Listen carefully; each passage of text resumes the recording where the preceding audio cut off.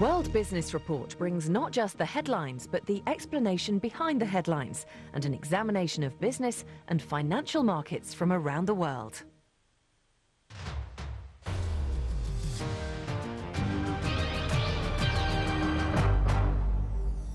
Forecast: the global financial crisis could leave another 59 million people out of work, and the unwilling financiers at the Paris Air Show.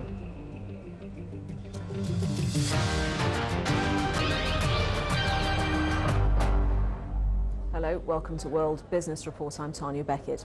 In Geneva, a global jobs summit is underway. World leaders have gathered at the invitation of the International Labour Organization to discuss ways to tackle rising unemployment caused by the financial crisis.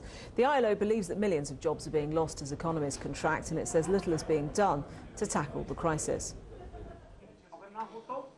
The global economy in crisis, banks failing, stock markets crashing. The downturn has already caused massive job cuts around the world. Some say there are now faint signs of an economic upturn, but not on the global employment market. Even if the signs of recovery are confirmed, and even if there is real recovery by the end of the year or early next year, we will need still several years before the job market goes back to the pre-crisis situation. Indeed, what happens is that normally after a crisis like this one, it takes 4 to 5 years for jobs to go back to where they were before the crisis. That's the main point. The ILO estimates that 239 million people will be unemployed by the end of this year. That's 59 million more than in 2007. The increase is caused not only because jobs are still being lost, but because 45 million new workers will enter the jobs market. The summit in Geneva is a chance to confront governments with those grim statistics. What the ILO wants is a commitment from world leaders like French President Nicolas Sarkozy to a Global Jobs Pact. That means a commitment to supporting those who have lost their jobs now and a commitment to creating sustainable jobs for the future. On one thing at least, there seems to be some agreement.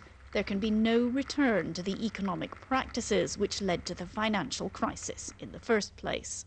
Ce qui est chimérique et irresponsable. It's irresponsible to believe that a system of speculation and dumping, a system which brought us to the impasse in which we now find ourselves, can continue indefinitely. It's irresponsible to believe that the financial markets can continue to impose their obsession with short-term profit on the entire global economy and on society. But the fine words aren't reflected in the policies.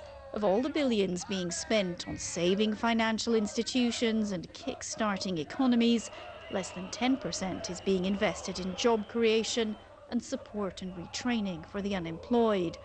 That's not a good sign because, the ILO says, any economic recovery worthy of the name must this time be built on real jobs, real products and real salaries.